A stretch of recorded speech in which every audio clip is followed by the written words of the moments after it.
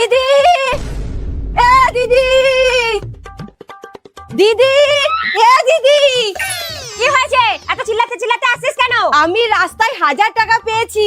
কি বলছিস? হ্যাঁ রে, তোর আর আমার একটা একটা করে শাড়ি হয়ে যাবে। কি ব্যাপার? বাড়িতে এত চিল্লামিল্লি কিসের? মা, দিদি রাস্তায় 1000 টাকা পেয়েছে। মানুষের টাকা বেশি হয়েছে তো, যে রাস্তা ফেলে রাখবে। আপনি বিশ্বাস করছেন না তো? এই দেখুন। শাড়ি কিনবে, যাও কাজ করো। আমাকে অপমান করা না? শাড়ি তো আমি কিনবই, যেভাবেই হোক।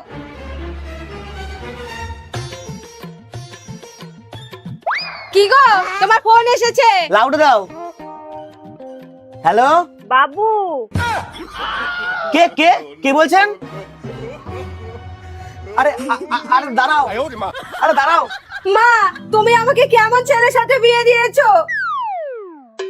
এত ভালো ছেলে আগে কোনোদিন দেখিনি। এ দিদি, ব্যবস্থা হয়ে গেছে।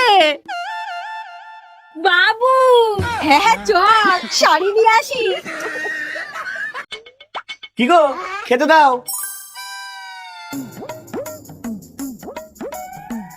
এই যে।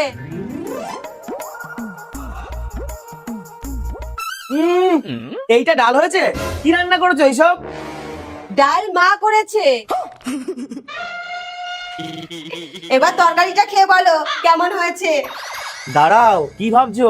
আমি এই ভিডিও ফোনে অনেকবার দেখেছি। আমাকে বোকা বানানো অত সহজ না। তরকারিটা একদম খারাপ, এর চেয়ে ডালটা অনেক ভালো। ওটাও মাই বানিয়েছে।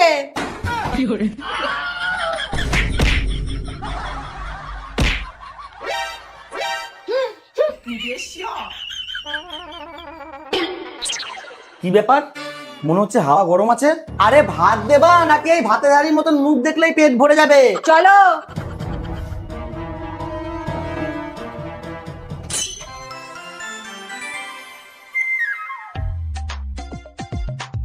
এই নাও, খেয়ে বলো কোন রান্নাটা কেমন হয়েছে। রান্না? হ্যাঁ রান্না, খেয়ে বলো কোনটা কেমন হয়েছে। না, আজকে কিছুতেই ওদের ফাঁদে পা দেবো না। কোনো খাবারকেই খারাপ বলা যাবে না। কি হলো? তাড়াতাড়ি বল, আমার কাজ আছে। হ্যাঁ হ্যাঁ, বলছি। এইটা খুব ভালো হয়েছে, দারুণ। আর ওইটা? रुको जरा सबर करो। এটাও দারুণ। দুটো তরকারি দারুণ হয়েছে। দেখুন, শুনুন, সকাল থেকে তো আমার উপরে রাগ দেখাচ্ছেন। মানে আমি তো কিছুই বুঝতে পারছি না। আরে মা বলছে তরকারি দুটো নষ্ট হয়ে গেছে, গন্ধ বেরোচ্ছে। যেখানে আমি এতবার করে বলছি তুমি এসে খেয়ে নেবা, অসুবিধা হবে না, উনি মানতেই চাইছে না। আমি কি এমনি এমনি বলেছিলাম নাকি? খাবারগুলোতে বিড়ালে মুখ দিয়েছিল, তাই বলেছিলাম। যাকগে, ওর যখন কোনো অসুবিধা নেই তখন আমি আর কি বলবো। নে পচা খাবারই খা। इसका क्या देखना पड़ रहा है? আয় আয়। এ দিদি, এইবারকার মতন ক্ষমা করে দে। কোনো ক্ষমা নেই, তাড়াতাড়ি চল। এই দিদি, শাশুড়ি মাকে বলিস না। কেন বলবো না? তুই খালি এরকম করতে থাকবি আর আমি চুপ করে থাকবো? চল বলছি, চল। আয় আয় বলছি, আয়। কি ব্যাপার? তুমি ওকে টানতে টানতে নিয়ে আসছো কেন? ও কি করেছে? মা, ও আপনার মুখ না দেখানোর ব্যবস্থা করে ফেলেছে। ছি ছি ছি ছি ছি ছি। শেষে আমার বাড়িতে এসো? তোমাকে আজকেই আমি বাড়ি থেকে তাড়াবো। মা, এবারকার মতন আমাকে ক্ষমা করে দিন। সরা এখান থেকে।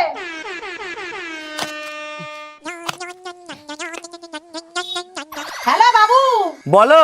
তুই এক্ষুনি বাড়ি আয়। কিন্তু আমি তো কাজ করছি। সেই সব আমি জানি না, আজকে এর একটা হেস্তনেস্ত করতেই হবে। আসছি।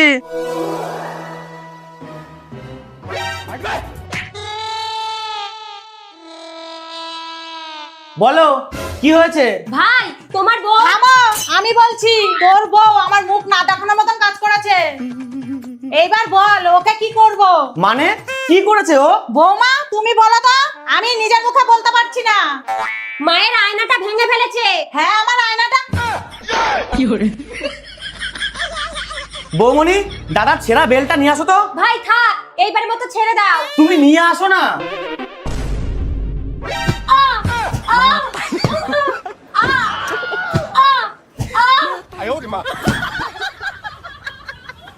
ये भगवान क्या जुलुम है। এ দিদি আসছি আসছি, তাড়াতাড়ি চল। আমাকে কি করতে হবে সেটা বলো।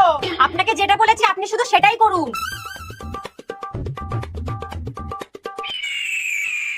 জয় মা তারা। বাহ, ভালোই হলো রে মা, তুই বাইরেই আছিস।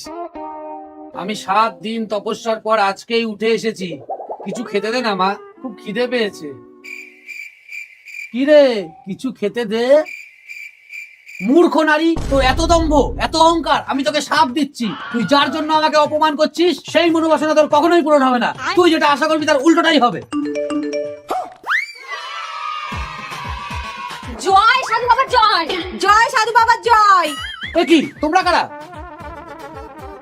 আমরা উনার 2 বৌমা সাধু বাবা। বাবা জানেন, সারা পাড়ার মহিলাদের অন্নপূর্ণা ভান্ডারের টাকা ঢুকে গেছে, শুধু আমাদের দুজনের ঢুকছিল না তাই। মানে সাধু বাবা, শাশুড়ি মা সব সময় চাইতেন আমাদের যেন টাকা না ঢোকে, তাই শাশুড়ি মাকে বলেছিলাম আপনার সামনে চুপচাপ বসে থাকতে, তাহলে আমাদের ভান্ডারের থেকে 500 টাকা করে দেবো।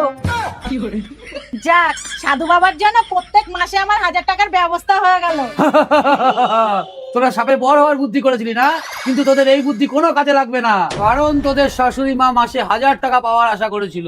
আপনি কোনো চিন্তা করবেন না সাধু বাবা, আপনার অভিশাপ মতো ওনার আশা পূর্ণ হবে না। আসুন আপনাকে কিছু খেতে দিই।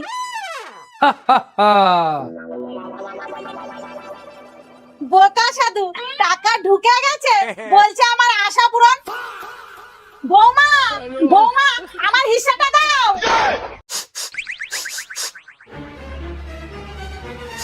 কি গো, উঠে পড়লা যে? কিসের গন্ধ বেরোচ্ছে বলো তো? কেউ খাসির চর্বি দিয়ে পকোড়া ভাজছে। এই বর্ষার দিনে যদি চায়ের সাথে পাওয়া যেত না, পুরো জমে যেত। দাঁড়াও, আমি ব্যবস্থা করছি।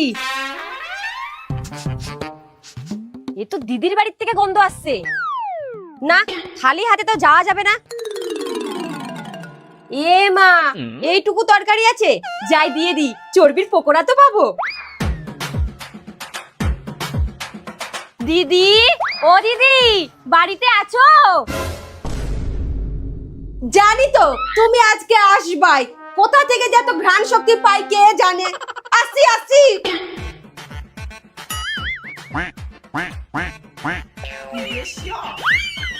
বলো। না করে কেন এসেছো সেটা বলো। তোমাদের জন্য একটু মাংস তরকারি নিয়ে এলাম। জানোই তো আমরা আবার কিছু করলে তোমাদের না দিয়ে খাই না। ও, আসো আসো, ঘরে আসো। আচ্ছা দিদি, চর্বি দিয়ে পকোড়া করেছো নাকি? গন্ধ বেরোচ্ছে। হ্যাঁ, ওই একটু করেছিলাম। তোমার দাদা চর্বির পকোড়া যা ভালো খায় না। ও, কিন্তু দিদি পকোড়া তো আর নেই, করেছিলামই অল্প, তা আবার মেয়েটা খেয়ে নিয়েছে। ও ঠিক আছে। দাদা ভালো আছো? হ্যাঁ, এটা দিয়ে যাও।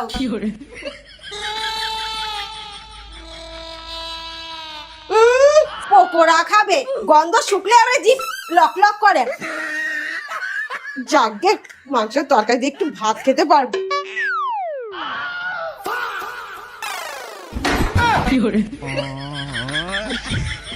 भगवान।